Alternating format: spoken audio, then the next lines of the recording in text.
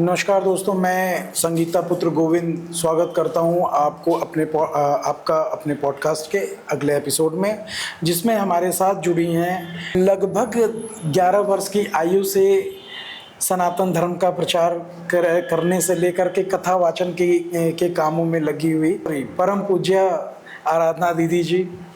नमस्कार दीदी, आपसे हम प्रश्न करेंगे। उससे पहले हम चाहेंगे कि आप अपने बारे में 2 शब्द हमारे श्रोताओं को, हमारे दर्शकों को बताएं। जी, बहुत अच्छा लगा आपसे मिलकर के। जी। ये यात्रा हमारी कथा की बचपन से ही शुरू हो गई थी श्री हनुमान जी की कृपा से। जी। और सबसे बड़ा सौभाग्य तो हम लोगों का यही है कि हम लोग काशीवासी हैं। जी। तो बाबा ने अपने धाम में बसा रखा है, इससे बड़ा परिचय मुझे लगता है और कुछ नहीं हो सकता है। तो आपका जन्म काशी में ही हुआ है? जी, काशी हमारी जन्मभूमि है और ये हमारे लिए गौरव का ही विषय है। और महादेव की, श्री हनुमान जी की बहुत बड़ी कृपा भी है। तो बनारस में एक मंदिर भी है, संकट मोचन हनुमान जी, तो आपका वहाँ से सरोकार है, आप जाती होंगी दर्शन करने?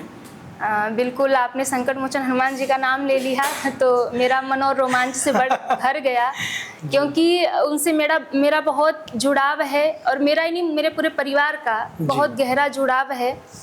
और पूज्य पिताजी से लेकर के हम लोगों तक, हम लोगों के जीवन का आधार हर संघर्ष में और हर एक स्थिति में, हर एक स्थान में यदि हमें किसी ने संभाला है तो संकट मोचन श्री हनुमान जी ने ही संभाला है।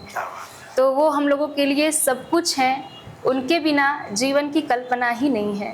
अद्भुत, क्या बात है। तो दीदी, हम आपको दीदी ही बुलाएंगे, ठीक है? तो हमारा अब प्रश्नोत्तरी का जो सिलसिला है वो शुरू होगा और हम प्रश्न आपसे पूछेंगे जो हमारे और भी लोगों से। जब मैंने प्रश्न पूछा था कि आप आ रही हैं और आपसे सवाल क्या रखने हैं, तो बहुत सारे लोगों ने अपने अपने प्रश्न दिए थे, वो हम आपसे साझा करेंगे।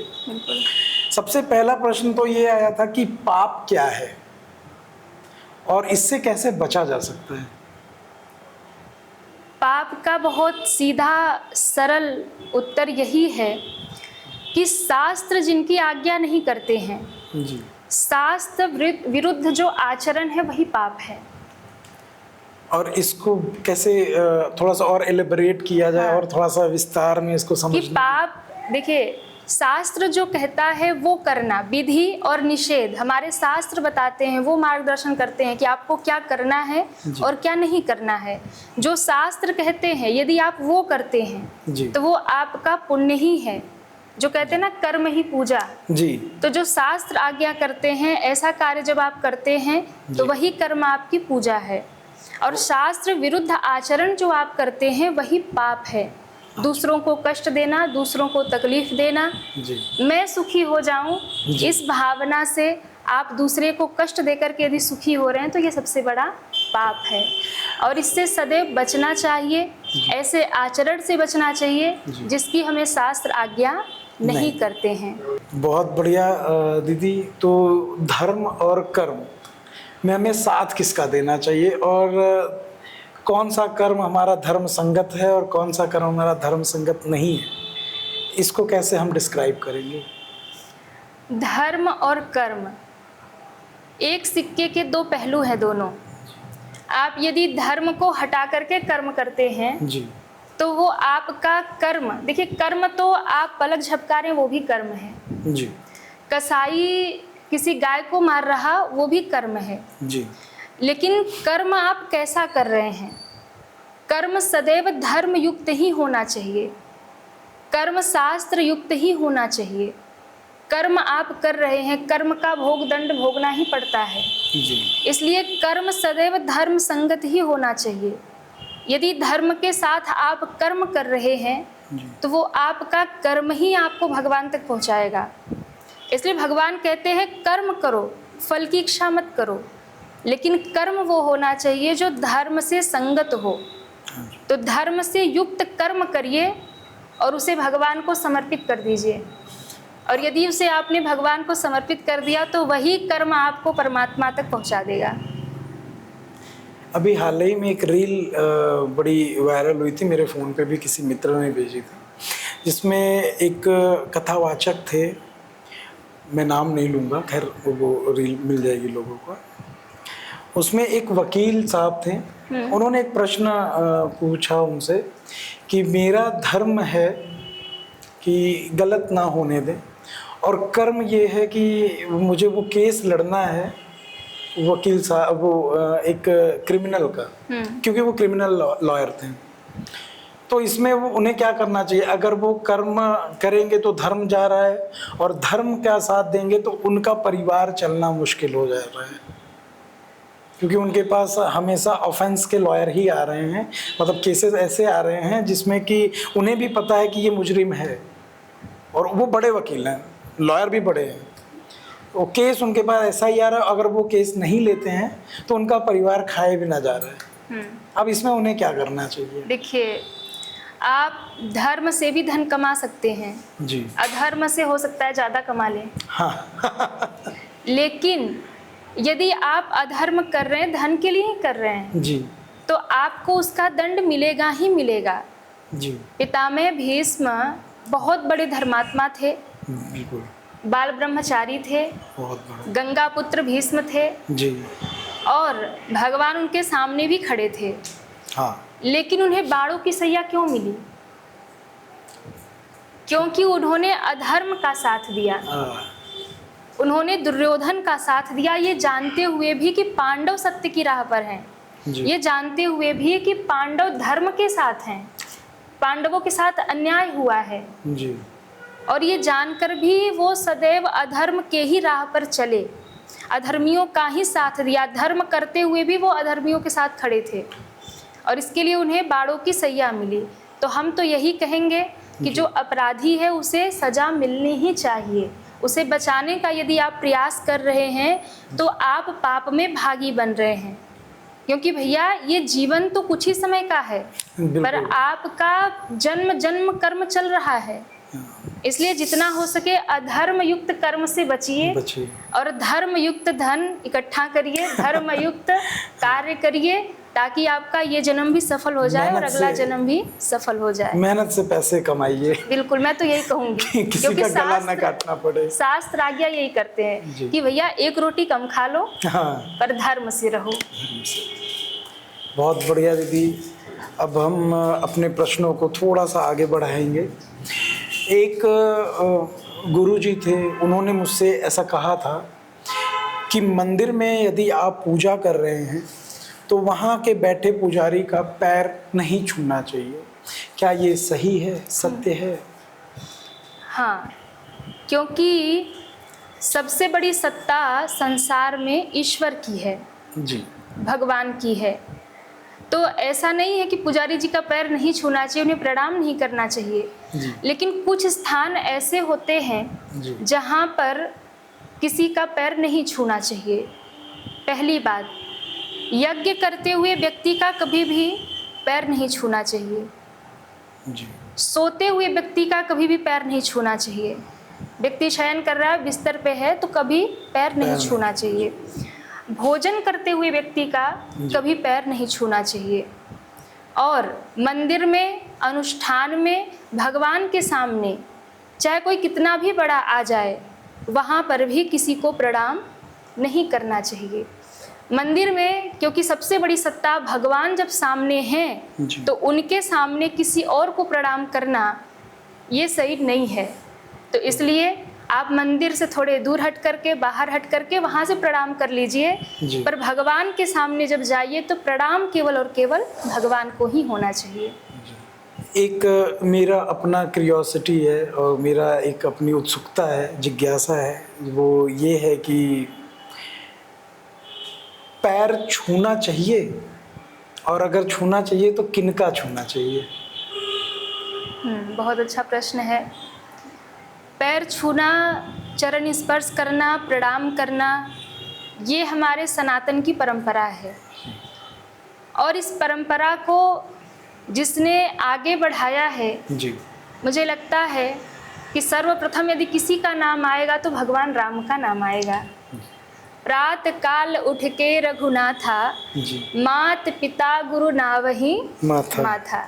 तो प्रणाम किसको होना चाहिए? जी प्रणाम अपने माता पिता को, जी प्रणाम गुरु को, जी प्रणाम श्रेष्ठ जनों को। जी। पापी व्यक्ति को प्रणाम मत करिए। प्रणाम नहीं करना चाहिए। किसी पापी को प्रणाम करेंगे जी, तो वो आपके भीतर भी उसका दोष आ दोष आ जाएगा। जाएगा। गलत व्यक्ति को प्रणाम मत करिए। अगर अंतरात्मा कह रही है कि ये गलत है तो उसको हाँ, प्रणाम नहीं करना। व्यवहारिकता में आप हाँ, औपचारिकता निभा नमस्कार लीजिए, कर सकते प्रणाम हैं। दूर से कर लीजिए। हाँ, नमस्कार पर है, चरण स्पर्श नहीं करना। स्पर्श ना करिए। स्पर्श करेंगे तो वो दोष आपको आ जाएगा। अब क्योंकि संसार में रहते हैं, व्यवहारिकता निभानी है, जी, तो उसमें आप दूर से प्रणाम नमस्कार कर लीजिए। जी। पर चरण स्पर्श करना है तो गुरु के करिए, माता पिता के करिए, अपने श्रेष्ठ जनों का करिए, जी। और सबसे बड़ी बात अपने भगवान का करिए। हाँ, क्योंकि एक विज्ञान ऐसा कहता है कि एनर्जी आपके बॉडी की पूरी जो एनर्जी है वो डाउन अप टू डाउन ऐसा फ्लो करती है, और उसमें जब भी आप किसी का चरण स्पर्श करते हैं तो उसकी एनर्जी आपके माथे वो पे कनेक्ट आती होती है। हाँ, और क्योंकि हम चरण स्पर्श करके सीधे अपने मस्तक पे लगाते हैं तो वो एनर्जी वहाँ से उठ के सीधा यहाँ पे आती है। तो वो जिस तरीके का भी व्यक्तित्व होगा वैसी एनर्जी आपके माथे पे फ्लो करती है। बिल्कुल। तो इसलिए प्रणाम सबको नहीं करना चाहिए। अंतरात्मा जिसको जवाब दे, गवाही दे, उनको करिए। अपने से जुड़ा कुछ एक प्रश्न होगा जो अभी मैं जिनको महसूस किया हूँ, जिनको जिया हूँ, वो उस तरीके के प्रश्न कुछ हैं। जैसे इंसान दुखी क्यों है? मैं इसको थोड़ा और एलैबोरेट करता हूँ, थोड़ा और बड़ा करता हूँ, विस्तृत करता हूँ। हम लोगों के दादाजी थे, अकेले कमाने वाले, और पूरा 12-15 लोगों का परिवार, और बड़े बढ़िया से सबका चल रहा था, सब खुश थे। फिर पिताजी आए, 3 भाई, तीनों कमाने वाले। दुख थोड़ा पास आया।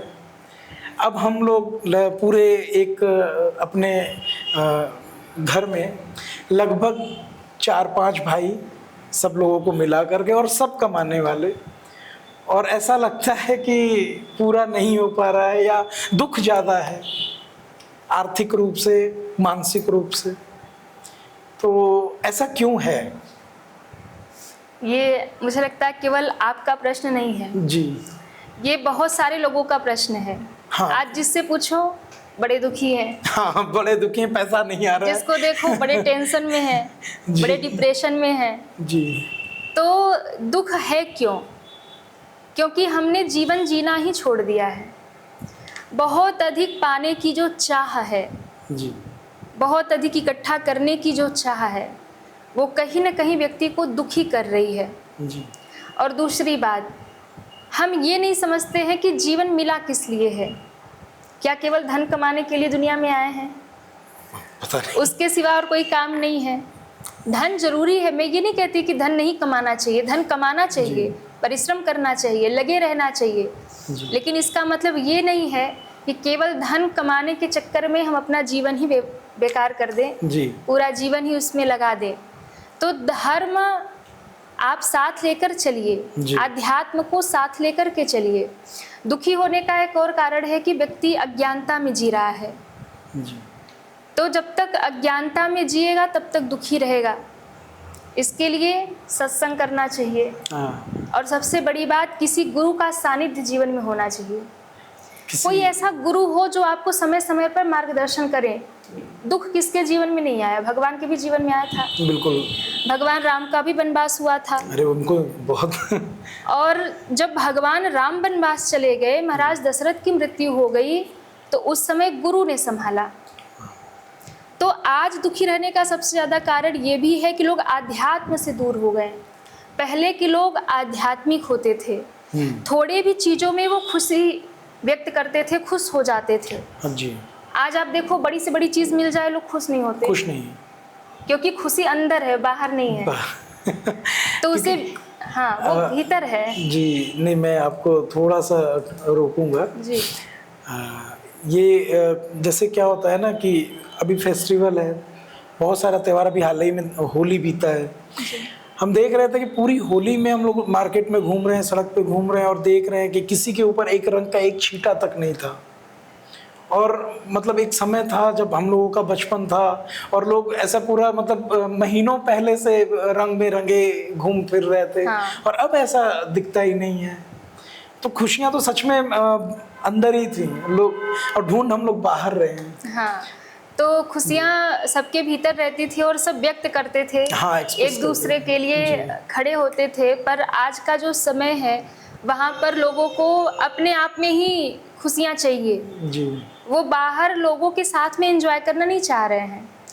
कहीं ना कहीं अपनी अहमता भी आ रही है। हाँ, अहम तो बहुत है। तो यही सब आजकल दुख का कारण है। और छोटी छोटी बातों में हमें प्रसन्न होना चाहिए, जी। छोटी छोटी बातों में हमें खुशियाँ बटोरनी चाहिए, जी। अपनों को साथ लेकर चलना चाहिए, क्योंकि सुख उसी में मिलेगा। आप केवल स्वार्थ में जिए, अकेले जिए, तो जी। फिर दुख तो रहेगा ही रहेगा। स्वार्थी होने पे दुख तो आएगा ही। बिल्कुल। प्रश्न अब अपने निजी जिंदगी से हम करेंगे। जी। ये घटना लगभग 2011-12 के आसपास की थी, और कुछ ऐसा रहा है वो मतलब उन पलों को याद नहीं करना चाहते हैं, लेकिन मैं लगभग 3 बार जीवन में अपने देह को त्यागने का प्रयास किया मैंने, और फिर वो छूटा जो भी था। आज भी मैं देख रहा हूँ कि अब तो खैर वो बात ही ख़त्म हुई, लेकिन आज भी मैं देख रहा हूँ कि लोग अपने जीवन को त्यागने का बड़ा प्रयत्नशील रह रहे हैं कि बात बात पे हम ये कर देंगे, हम वो कर देंगे। तो इसका कैसे, इससे निकला कैसे जाए? क्योंकि मुझे निकलते निकलते तो बहुत टाइम लगा। तो अगर शायद आप सही राय, सही मार्गदर्शन कर ले, तो हो सकता है ये वीडियो देख करके कोई संभल जाए। आत्महत्या लोग क्यों करना चाहते हैं? जी। पहली बात तो अज्ञानता के कारण, अब लगता है। दूसरी बात दुख के कारण। और दुख के कारण जैसा आपने कहा कि मैंने भी अपने जीवन को जी। समाप्त करने की ओर वो किया था। जी। तो ये मैं आपको रामायण से ही एक कथा बताती हूँ कि माता सीता जब रावण के यहाँ बंदिनी थी, जी। तो अशोक वृक्ष के नीचे बैठी रो रही थी, और रावण ने धमकी भी दे दिया कि 1 महीने तक यदि तुम हमारी बात नहीं मानोगी जी। तो फिर मेरा चंद्रहास तलवार होगा और सिर तुम्हारा होगा। सीता जी उस समय इतनी दुखी हो गई कि सीता जी को लगा कि अब मुझे एक ही कार्य करना है। जी। राम जी को तो खबर मिलेगी नहीं, और 1 महीने के भीतर ये मुझे मार डालेगा। जी। इससे पूर्व मैं खुद क्यों ना अपना जीवन समाप्त कर लूँ, ऐसे पापी के हाथ से मरने से अच्छा है। अच्छा। तो माता जानकी ने उस समय अग्नि का प्रबंध करने को कहा, त्रिजटा को, चंद्रमा को, तारों को, जी। सबसे कहा कि मुझे अग्नि दे दो, मैं समाप्त कर लूँगी जीवन को। और उस समय दुख की घड़ी में जब सीता जी रो रही थी और अपने शरीर को समाप्त करना चाह रही थी, जी। क्योंकि वो दुख की पराकाष्ठा में पहुंच गई थी। हाँ, वो उन्हें लगता था अब शरीर त्याग कर देना चाहिए। बिल्कुल एंडलेस लगता है, खत्म ही लेकिन नहीं। ऐसे समय में हनुमान जी ने जब उन्हें राम कथा सुनाई, तब उनके प्राणों की रक्षा हो गई। अच्छा, उस समय हनुमान जी वहाँ पहुँच चुके थे। हाँ, हनुमान जी अब वो वृक्ष पे जी बैठे थे और सीता जी रो रही थी। अवनी ना आवत एकहु तारा, एक भी तारा टूट के आ जाए, क्योंकि तारे में अग्नि होती है, मैं जी। प्राण त्याग दूं। हाँ। कभी त्रिजटा से कहती थी कि आनी काठ रचु चिता बनाई, लकड़ी ले आओ चिता बनाओ और आग लगा दो, हाँ। मैं कूद के चिता में प्राण दे दूं। तो त्रिजटा ने बुद्धिमानी किया, वो जान गई कि दुख में व्यक्ति जो कदम उठाता है वो सही नहीं होता है। इसलिए सबसे पहली बात तो ये है कि बहुत प्रसन्नता में किसी को कभी कोई वचन मत दीजिए, कमिटमेंट मत करिए। बहुत खुश होने पे कोई बाधा नहीं। लोग क्या करते हैं कि खुशी में लोगों को प्रॉमिस कर लेते हैं, जी। अरे हम ऐसा कर देंगे, हाँ। और बाद में नहीं करते हैं। उन्हें लगता है बाद में कि झूठी बोल दिया ऐसे, फिर दुश्मनी खड़ी हो जाती है। जी। तो बहुत खुशियाँ हो जाएं, बहुत खुश हो जाएं, तो लोगों से कभी भी कोई वचन मत दीजिए कि मैं ये करूँगा। और बहुत जब दुखी रहें तो उस समय कोई निर्णय मत लीजिए, क्योंकि दुख में लिया गया निर्णय सदैव आपको गलत रास्ते पर ही ले जाता है, क्योंकि दुख में व्यक्ति की बुद्धि स्वयं के बस में नहीं है। तो दुख में कभी भी निर्णय नहीं लेना चाहिए। त्रिजटा समझती थी कि सीता जी जो निर्णय ले रही हैं वो दुख में ले रही हैं। जी। तो उन्होंने उस समय कहा कि तुम धीरज रखो, राम जी आएंगे, कहकर अपने घर को चली गई। पर अकेले और दुख बढ़ा सीता जी का। जी। और विरह इतना कि कभी तारों से अग्नि मांगती हैं, कभी चंद्रमा से अग्नि मांगती हैं, कभी अशोक वृक्ष से कहती हैं कि तुम्हारे पत्ते लाल लाल अग्नि के समान लगते हैं, नए नए जो पत्ते आए हैं, जी। तुम ही अग्नि दे दो मुझे। हनुमान जी को लगा कि ये तो बड़ी पराकाष्ठा है दुख की, जी कि जब ये भी नहीं पता है कि जानकी माता किससे कह रही हैं। वृक्ष जो शीतलता देते वो अग्नि देंगे, चंद्रमा तो अमृत बरसाता है वो अग्नि देगा। सही बात है। तब हनुमान जी को लगा कि मुझे बचाना होगा, तो उन्होंने उस वृक्ष के ऊपर बैठे बैठे सीता जी को राम कथा सुनाई। रामचंद्र गुण बरने लागा, सुनतहि सीता कर दुख भागा। आहा, जब रामचंद्र जी की कथा सुनाने लगे तब उनका दुख भागा। जी तो जब जीवन में दुख आता है, समस्या आता है और आपकी बुद्धि काम करना बंद कर दे कि अब हमें क्या करना है, जी, तो उस समय सबसे पहले तो किसी संत की शरण में जाइए। किसी गुरु के शरण में। हनुमान जी संत हैं, आह, हनुमान जी गुरु हैं, तो किसी गुरु की सन्निधि लीजिए, किसी संत की सन्निधि लीजिए और कुछ समय के लिए बिल्कुल शांत हो जाइए, भगवान पर छोड़ दीजिए। सबसे पहली बात तो ये है। जी। इसका निवारण जो आजकल लोग बहुत ज़्यादा आत्महत्या की ओर बढ़ रहे हैं या डिप्रेशन बढ़ रहा है, तो कारण ये, जैसे मैंने कहा ना, कि आध्यात्म की कमी है जीवन में, जी ज्ञान की कमी है जीवन में।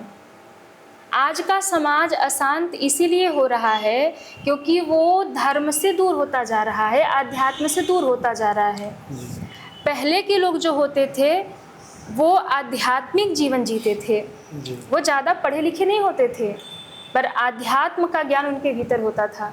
हाँ आज के लोग क्या है कि बाहर की जो पढ़ाई है, जी जानकारी, एजुकेशन इकट्ठा कर लिए हैं पर जी। ज्ञान नहीं है।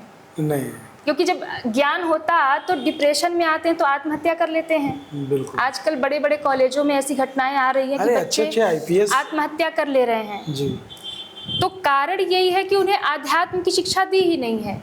हमारे सनातन धर्म में आत्महत्या से बड़ा पाप कोई और नहीं है है। ही नहीं। इसलिए मैं तो हाथ जोड़ के यही निवेदन करूंगी, जीवन में कैसी भी परिस्थिति आ जाए, जी कैसी भी समस्या आ जाए, कभी भी किसी को आत्महत्या नहीं करना चाहिए। जी आत्मदाह बहुत बड़ा पाप है।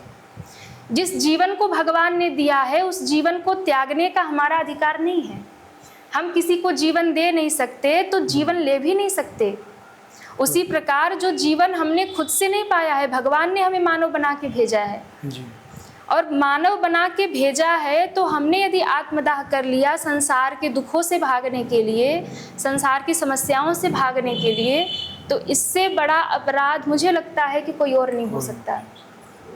इसलिए यदि समय खराब है तो थोड़े शांति से बैठिए, हरि नाम सिमरन कीजिए, भगवान को याद कीजिए। मित्रों से बात कीजिए, मैंने तो यही किया था।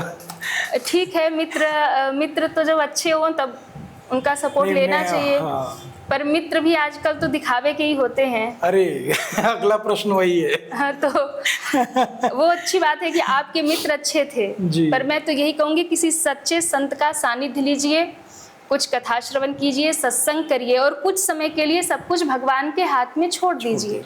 जहाँ अपनी बुद्धि काम ना करे वहाँ हमें भगवान का ही सहारा लेना चाहिए, बिल्कुल। पर आत्मदाह कभी भी नहीं करना चाहिए।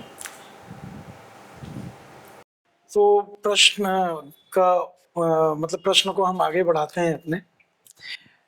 एक हमारे मित्र रहे हैं जो हमारे साथ पढ़े भी थे, तो अचानक बहुत सालों बाद मिले और मुझसे कुछ चीज़ों के लिए उन्होंने कहा कि कुछ आर्थिक रूप से मदद कर दीजिए, परेशान हैं। हमने भी कर दिया और परेशानी ख़त्म ना हो करके उनकी तो बढ़ी बढ़ी, मेरी भी बढ़ गई, क्योंकि मेरा तो अर्थ गया। और उसके बाद मैं जब भी उनको फ़ोन करूं कि भाई ये दिक्कत हो गई है, तो उनका एक जवाब कि मेरे पास इससे बड़ी एक दिक्कत खड़ी है, कभी कोई बीमार है घर में, कभी किसी कार का एक्सीडेंट हुआ या कभी कुछ और हो गया। तो इसमें मुझे उस अर्थ को भूल जाना चाहिए और मित्रता को संभाल लेना चाहिए, या मित्रता को छोड़ करके उनके ऊपर कोई कानूनी कार्यवाही करें और अपने अर्थ को वापस ले लें, क्या सही रहेगा? ये तो एक बहुत बड़ी समस्या है जी कि मांगने के टाइम तो लोग धन लेकर के जाते हैं तो जी। बहुत विनम्रता से लेकर के जाते बहुत हैं, बहुत। पर जब देने की बात आती है तो व्यक्ति लगता है मालिक बन गया है और देने वाला फिर मांगने वाला बन जाता है। जी तो ऐसा नहीं होना चाहिए, पर लोग करते हैं। जी यदि जीवन में समस्या है तो भी यदि हमने किसी का कर्ज लिया है तो हमें प्रयास करके उसे लौटाने का प्रयास करना चाहिए। जी क्योंकि यदि आज आप लेकर के बैठ गए तो आज नहीं तो कल आपको भरना ही पड़ेगा। बिल्कुल। वो दिया हुआ, किसी का लिया हुआ कभी कहीं जाता नहीं है। जी आप देखते हैं अचानक से किसी को प्रॉफिट हो जाता है, हाँ अचानक से किसी का लॉस हो जाता है। बिल्कुल। तो ऐसा क्यों होता है? वो आप कभी किसी का लेके बैठे हैं जी और आपने दिया नहीं, आपकी नीयत बदल गई, जी उसका 4 गुना आप कहीं और लगा देंगे। तो और जी आपने बिना स्वार्थ के कभी कहीं किसी की सहायता कर दी है, जी अचानक आपका कुछ ऐसा होगा कि आप आगे बढ़ जाएंगे। तो ये शास्त्र का नियम है, तो इसलिए कभी भी किसी का कुछ रखना नहीं चाहिए। जी समुद्र का भी यही स्वभाव है कि वो कभी कुछ रखता नहीं है। वापस करता है। हाँ, कि- तो यदि आपने कुछ लिया है तो वो प्रयास करना चाहिए वापस करने का। जी जीवन में समस्या है तो भी प्रयास करना चाहिए। जी यदि आज आपने लेकर के रख लिया तो कल कहीं ना कहीं देना अवश्य ही पड़ेगा। वो ज्यादा कष्टकर होगा। बिल्कुल। तो मेरा प्रश्न ये था कि मुझे अपने उस अर्थ को अभी मुझे क्या करना चाहिए, क्योंकि वो तो मिल नहीं रहा है और मैं फोन करके उनके घर जा जा करके अब शायद थक सा गया हूँ। तो मुझे क्या करना चाहिए? तो अब इस विषय में आप देख लीजिए कि आपकी मित्रता बहुत खास है या आपको कुछ करना चाहिए उनके साथ या केवल मांगते रहना चाहिए। वो उस विषय में हम क्या बोले। नहीं ठीक है, तो प्रश्नों को ये स्वयं से व्यक्ति को समझना चाहिए। जी ये उनको समझना चाहिए कि भाई ये स्वयं जरूरत है से तो आप दे व्यक्ति दें, को क्योंकि बहुत समय हो गया, हमने भी किसी से लिया था और फिर आपको दिया था। हाँ। तो अब आप वापस कर दें। प्रश्न को थोड़ा और आगे बढ़ाते हैं। हमने कई बार देखा है कि जो बुरी प्रवृत्ति के लोग हैं, जो नेचर वाइज अच्छे नहीं हैं या जिनके कर्म थोड़े खराब हैं, किसी को मार देना, पीट देना, जबरदस्ती उसके जमीन पे कब्जा कर लेना या उसका ले लेना, उनका विकास बड़ी तेजी से होता है, जबकि ये धर्म के खिलाफ है और धर्म इसकी इजाजत नहीं देता है। किंतु इस समय उनकी तरक्की तेज होती है। इस बारे में दो शब्द। ये हमको देख के लगता है कि तरक्की हो रही है, जी पर वास्तव में वो व्यक्ति नीचे की ओर जा रहा है। क्योंकि हर व्यक्ति के पास पाप पुण्य दोनों होते हैं। जी तो जब आप इस मृत्यु लोक में आते हैं तो देखा जाता है कि आप कर्म कैसे कर रहे हैं। जी यदि आप पुण्य कर रहे हैं, जी अच्छा काम कर रहे हैं, मेहनत कर रहे हैं, तो हो सकता है आपके रास्ते थोड़े कठिन हो जाएं। और हो भी जाते हैं कठिन। बहुत क्यों? जब आप धर्म पे चलेंगे तो आपका पिछला किया गया जो पाप है, जो अधर्म है, जी भगवान सोचते हैं अब ये अच्छे राह पे चल रहा है तो पिछला जो खराब है वो खत्म कर दिया जाए। अच्छा, इसी पे तो वो परीक्षा का समय होता है। जी तो उस समय आपके सामने सारी परेशानियां जो पीछे का किया हुआ है वो सब जी। कटेगा। और कटते कटते कटते एक समय ऐसा आएगा कि जब आपके पास सारे अच्छे कर्म ही बचेंगे, अच्छा फिर आपको केवल सुख ही सुख मिलेगा। और जो व्यक्ति गलत कार्य करता है जी और किसी का लूट करके, किसी बोलिए का बाबा। अधर्म से छीन करके और आगे बढ़ रहा है तो जी। हमें लगता है आगे बढ़ रहा है, जी पर वो वास्तव में पीछे जा रहा है। क्योंकि जब अधर्म में लगा तो फिर वही चीज वहां होता है। अच्छे कर्म हाँ, काट कि दिए। अच्छे कर्म भगवान सोचते हैं अब इसको प्रॉपर भेजना ही है नरक में। हाँ, तो जो- इसके अच्छे भी खत्म कर दीजिए। जो पीछे के उसके हैं हाँ। पहले वो अच्छे को भोग ले। अच्छा, तो वो उस समय सुख भोग रहा हो। हाँ, तो उसके पिछले जो कर्म अच्छे किए हैं उसका फल उसे पहले मिलना शुरू हो जाता है और वो खुश होता है कि मैं जो पाप कर रहा हूँ, हाँ, जो ये इसका अधर्म कर रहा हूँ, प्रॉफिट उससे मुझे ये सब हो रहा है। और संसार को देखने में भी यही लगता है कि ये पाप कर रहा है और इतना आगे बढ़ रहा है, अधर्म कर रहा है इतना आगे बढ़ रहा है, जी। पर उसकी सजा उसे इकट्ठे मिलने वाली है। तो इसलिए कभी घबराना नहीं चाहिए। संघर्ष का समय जब चलता है जी तो ये भगवान की परीक्षा चल रही है जी और परीक्षा के बाद फिर जो सुख मिलेगा, जो आनंद मिलेगा, जी वो अलग ही होगा। पितामह भीष्म के जीवन की भी यही कथा है जी कि जब उन्हें बाणों की शैया मिली जी तो भगवान से उन्होंने प्रश्न किया कि केशव, जी मैं अपने पूरे जीवन की कथा, जन्म की कथा मुझे याद है कि मैंने कोई भी पाप नहीं किया जी और इस जन्म में भी मैंने कोई पाप नहीं किया, फिर मुझे बाणों की शैया क्यों मिली, जी। इतना मुझे कष्ट क्यों हुआ। तो भगवान ने कहा कि अपने 100 जन्म पीछे जाइए, 100 जन्म पीछे। 100 जन्म पीछे जाइए। और 100 जन्म पीछे जब वो गए तो उन्हें याद आया कि एक बार वो किसी रास्ते से अशुभ बैठे जा रहे थे, रास्ते में एक सांप दिखा, इन्होंने सांप को उठाया कौतूहलवश और उठा करके फेंक दिया। अच्छा। सांप जाकर के गिरा एक कांटे की झाड़ी पर आहा। और गिरा तो उसके पूरे शरीर में कांटे चुभे और तड़प तड़प करके वो मरा। 100 उसके जन्म। बाद जो उनका जन्म होता गया, हर जन्म में वो पुण्य करते गए। अच्छा। तो एक पाप था वो दबा था, सारे पुण्य इकट्ठे होते गए, अच्छे कर्म इकट्ठे होते गए और 100 जन्मों के बाद जब वो पितामह भीष्म बने, उनकी मुक्ति का जब समय आया जी। तो भगवान ने कहा कि किया गया कर्म व्यक्ति को छोड़ता नहीं है और मुक्ति में बाधा यही है कि 100 जन्म पूर्व एक पाप किया है, जब तक उसका दंड विधान पूरा नहीं हुआ तब तक मोक्ष नहीं होगा। तो ये दंड विधान, तो वो उनको बाणों की सैया मिली और जो उस सर्प को जितना कष्ट हुआ था जी। जितने दिन में वो मरा था उतने दिन बाणों की सैया पर पितामह भीष्म को रहना पड़ा। उसके बाद उनको मुक्ति प्राप्त हो गई।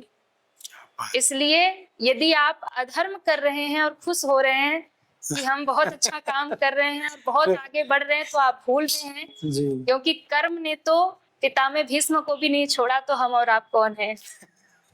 वो मिलेगी, कर्म वापस आएगा। ऐसा कहा जाता है कि ईश्वर जो करता है अच्छे के लिए करता है, लेकिन जब कर रहा होता है तब अच्छा नहीं लगता है। दीदी, बनारस में के रहने वाले हैं हम लोग और संकट मोचन से सबका सरोकार रहा है। संकट मोचन मंदिर की स्थापना कैसे हुई, इनका इतिहास कितना पुराना रहा है, और अगर इस बारे में आपका कुछ संज्ञान हो तो हमें भी बताएं और हमारे दर्शक भी इससे थोड़ा सा लाभान्वित हों। हाँ, बहुत सुंदर प्रश्न आपने किया है जी। कि हम काशी में रहते हैं तो काशी के जो इतिहास है, बनारस का जो इतिहास है वो हमें पता होना चाहिए। बिल्कुल। तो बहुत प्रसिद्ध मंदिर है संकट मोचन श्री हनुमान जी महाराज का, और इसके पीछे एक बड़ी दिव्य कथा है कि श्री गोस्वामी तुलसीदास जी महाराज जब अपनी पत्नी के कटु वचनों से आहत होकर के सन्यास के लिए निकल पड़े तो उन्होंने पहले काशीवास किया। अच्छा। और काशीवास जब वो कर रहे थे तो उनके मन में यही इच्छा थी कि मुझे राम जी के दर्शन हो जाए। तो वो नित्य जंगलों में शौच के लिए जाया करते थे जी। और लौट करके जब आते थे तो उनके पात्र में कुछ जल बचा होता था, एक पीपल के वृक्ष में डाल देते। अच्छा। नित्य का ये स्वभाव हो गया। तो ऐसे करते जाते और घटना ये घटी कि उस पीपल के वृक्ष में एक बहुत बड़ा प्रेत रहता था। अच्छा। और प्रेत जो होते हैं वो बड़ी, भूत प्रेत की योनि जो होती है बड़े कष्ट की योनि होती है। अच्छा। उसमें वो कुछ खा नहीं सकते, पी नहीं सकते। भागवत जी में इसका वर्णन है कि जो भूत प्रेत होते हैं उनके मुख सुई की नोक के बराबर खुले होते हैं। वो जल नहीं पी सकते, यदि प्यास लगेगी तो अपना ही रक्त पिएंगे, भूख लगेगी तो वो अपने ही शरीर को खाएंगे। तो ये बड़ी कष्ट की योनि होती है। तो वो अपवित्र जल जो था उसमें गोस्वामी जी डाल देते थे और उससे वो प्रेत बड़ा तृप्त हुआ। हाँ। क्योंकि अपवित्र चीजों का ही उन्हें वो है ग्रहण करना है, तो वो बड़ा खुश हुआ और एक दिन इन्होंने जल डाला, अट्टहास करता हुआ प्रकट हो गया। तो गोस्वामी जी ने देखा, डरे तो नहीं क्योंकि भगवान के भक्त थे। कौन है आप? तो बोले हम प्रेत हैं, प्रेत राज हैं और हम बड़े प्रसन्न हैं, तुमने बड़ी हमारी सेवा की है, अब बताओ तुम्हें क्या चाहिए। ज्यों कहा तो गोस्वामी जी ने कहा कि मुझे हनुमान जी का दर्शन करा दो। कहते ही प्रेत गायब, क्योंकि हनुमान जी का नाम भूत पिशाच निकट नहीं आवे, वो खड़ा ही नहीं हो सकता जी। अब गोस्वामी जी ने देखा कहाँ गए, तो फिर प्रकट हुआ, बोले जिसका नाम लिया अभी उसका नाम फिर मत लेना। और रही बात मिलाने की, तो मैं तुम्हें मिलवा तो दूंगा, अच्छा, लेकिन बस उनका पता ही बताऊंगा, उनके पास जाने की हिम्मत नहीं है। गोस्वामी जी ने कहा अच्छा ठीक है, तो राम जी से मिलवा दो। बोले यदि राम से मिला सकता तो मैं प्रेत क्यों रहता। क्या बात लेकिन अभी तुम जिसका नाम लिए थे, नाम नहीं ले रहा है, है। हाँ अभी तुम जिसका नाम लिए थे हम उस तक पहुंचा, उसका पता बता सकते हैं। हाँ। गोस्वामी जी खुश हो गए, बोले पता ही बता दे भैया, हम पकड़ लेंगे उनको। हम धर लेंगे। तो बोले देखो 80 घाट पे हाँ, शाम को कथा होती है, जी महात्मा कथा सुनाने बैठते हैं। सबसे पहला श्रोता कथा में जो सबसे पहले आकर बैठे पहचान बता रहा है, और जो सबसे बाद में जाए और सबसे पीछे बैठे कूड़े पे बैठेंगे, शरीर में रोग लगा होगा, बूढ़े का रूप होगा, सबसे पहले आएंगे और सबसे अंत में जाएंगे। हाँ। जब वो जाने लगे तो उनके पांव पकड़ लेना, वही हनुमान जी होंगे। अच्छा। अब गोस्वामी जी बैठ गए हनुमान जी के इंतजार में, कथा देख रहे हैं बैठे बैठे। सबसे पहले एक बूढ़े का रूप बना करके, शरीर में कोढ़ हुआ है, कोढ़ी का रूप बना करके, मवाद पीप सब बह रहा है। एक कूड़े का ढेर था, उस पे आके हनुमान जी बैठ गए वृद्ध का रूप बना के। इतने में व्यास जी आ गए, श्रोता लोग आ गए, कथा शुरू हो गई, कथा पूरी हो गई, श्रोता चले गए, व्यास जी चले गए, दो बैठे हैं जी। और वो भी अब हनुमान जी गोस्वामी जी को देख रहे हैं कि ये जाए तो हम जाएं, और गोस्वामी जी देख रहे हैं कि ये जाए तो हम इनके पांव पकड़े। अब इस चक्कर में ना ये जा रहे हैं ना वो जा रहे हैं। फिर अंत में उन्होंने कहा भैया जाओ, तो बोले पहले आप जाओ, बोले नहीं पहले तुम जाओ, बोले नहीं पहले आप जाओ। तो हनुमान जी उठे जी और धीरे धीरे जाने लगे। गोस्वामी जी दौड़े और दौड़ कर हनुमान जी का चरण पकड़ लिए। अब ये झटकारे फटकारे, रे छोड़ दे मुझे, रोग लगाए तुझे भी लग जाएगा। गोस्वामी जी ने कहा यही तो चाहता हूँ, जो रोग आपको लगाए वो हमें लग जाए। क्या वही राम भक्ति का रोग लगा दीजिए मुझे भी। और कहते हैं कि वहां से पांव पकड़े थे 80 घाट से, और घसीटते हुए जहाँ संकट मोचन मंदिर है वहां तक गए, उतनी दूरी तक। गोस्वामी जी ने कहा आज तो प्रभु छोड़ूंगा नहीं, पकड़ लिया है पांव तो, बड़ी मेहनत से मिले हो, आज छोड़ूंगा नहीं। तब वहां जाकर हनुमान जी अपने रूप में प्रकट हो गए, दर्शन दिया गोस्वामी जी को। और पहली बार जिस भूमि में जहां पर श्री हनुमान जी का साक्षात्कार गोस्वामी तुलसीदास जी को प्रथम बार हुआ था, वही काशी में श्री हनुमान जी का संकट मोचन मंदिर है। क्या बात है। मतलब ये जो कहानी है ये हमने इससे पहले कहीं नहीं सुनी थी। फिर वहां पे हनुमान जी ने आदेश दिया था कि आप चित्रकूट जाइए जी, वहां आपको राम लक्ष्मण के दर्शन होंगे। वहां राम जी लक्ष्मण जी आएंगे जी। राजकुमार का वेश होगा, घोड़े पे चढ़ करके आएंगे और मैं भी आपके साथ रहूंगा। लेकिन प्रथम बार जहाँ गोस्वामी जी को दर्शन हुआ वही संकट मोचन हनुमान जी का मंदिर है। और ऐसा माना जाता है कि वो प्रतिमा जो है वो आज भी गोबर की प्रतिमा है। अच्छा, ये हनुमान जी की जो असली प्रतिमा है वो गोबर की है। और वो उसी समय से प्रकट है, वो कहीं से मूर्ति बनाई नहीं किसी मूर्तिकार ने। अच्छा, किसी मूर्तिकार ने उस मूर्ति को बनाया नहीं है, स्थापित नहीं हुआ है, वो स्वयं से हनुमान जी प्रकट हैं और स्वयं से वहां स्थापित हैं। और वो प्रतिमा गोबर की है। बिल्कुल। और इसीलिए वो इतने सिद्ध हैं कि तुरंत मनोकामना पूर्ण करते हैं, इसलिए उनका नाम संकट मोचन है। मनोकामना तो पूरी करते हैं, वो तुरंत सुनते हैं। थोड़ा लेट सुनते हैं, लेकिन मेरा तो लेट कभी सुनते होंगे जब हमारे पुकार में कमी होगी। हाँ, कहीं ना कहीं कुछ रही होगी। हाँ, उनके करुणा में कोई कमी है नहीं जी, पात्रता में हमारे कमी रह गई। बिल्कुल, कुछ न कुछ सुनने में कमी नहीं है, हमको सुनाने में कमी है, हो सकता है, क्योंकि वो सुनने ही बैठे हैं। क्या बात। तो हम लोगों की तो बड़ी श्रद्धा है और बहुत मानते हैं हम लोग जी श्री हनुमान बाबा को। तो और हमारे इष्ट देव भी वही हैं। बचपन से एक अपना जो जुड़ा हुआ है बड़ा हृदय का भाव वहां से। अच्छा, तो आपका वहां पे जाना अक्सर होता रहता है? हमेशा एक भाव अपना जुड़ा है, उनके सिवा कुछ है नहीं जिंदगी में, बस ये समझ लीजिए। क्या बात। तो ये हम दोनों के दीदी के और मेरे जो प्रश्नोत्तरी थी लगभग वो समाप्त हो चुकी है, और मैं अपनी वाणी को विराम दूंगा। और मैं चाहूंगा कि इस पॉडकास्ट को फिनिश करते करते, खत्म करते करते दीदी दो शब्द कहें और हम दोनों अपनी वाणी को विराम कर दें। और हाँ, अगर आपके कुछ प्रश्न रह गए हों तो कमेंट बॉक्स में ज़रूर लिखें, हम अगली बार दीदी से ज़रूर साझा करेंगे और चाहेंगे कि उसका और भी बढ़िया और विस्तृत उत्तर मिले, क्योंकि दीदी का प्रश्नोत्तरी में जो उत्तर देने का जो प्रकरण है वो बड़ा ही बृहद है, बहुत बढ़िया तरीके से बड़ा विस्तार में चीज़ों को समझा रही हैं और बता रही हैं। तो अगर आपके कोई प्रश्न हो तो हमसे ज़रूर साझा करें। दीदी, 2 शब्द। आप सभी भगवान से जुड़े रहें, निरंतर भक्ति करते रहें। और एक चीज जीवन में बहुत जरूरी है जी और वो है भगवान पर विश्वास। ये बहुत जीवन के आपके आधार बन सकता है, जी हर एक परिस्थिति में आपको संभाल सकता है जी। यदि आपको भगवान पर विश्वास है। तो मैं यही चाहूंगी कि आप सभी सदैव जी भगवान पर भरोसा रखिए, जी विश्वास रखिए और भक्ति करते रहिए। बहुत बढ़िया ये प्रश्नोत्तरी रहा है, इसे आप लोग बहुत सुने और खूब आशीर्वाद प्रदान करें, ताकि आगे भी हम लोग सनातन धर्म पर और आज के समाज के और आज के युवाओं की क्या समस्या है जी। इस पर भी हम लोग प्रश्नोत्तरी करेंगे और आपको हर एक प्रश्नों का उत्तर देने का प्रयास करेंगे। हर हर महादेव। नमः पार्वती पतये, हर हर महादेव।